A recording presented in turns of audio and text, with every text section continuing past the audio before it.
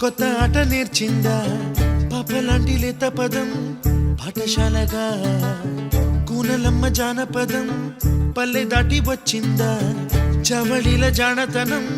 పాట చూపగా కుంచెలో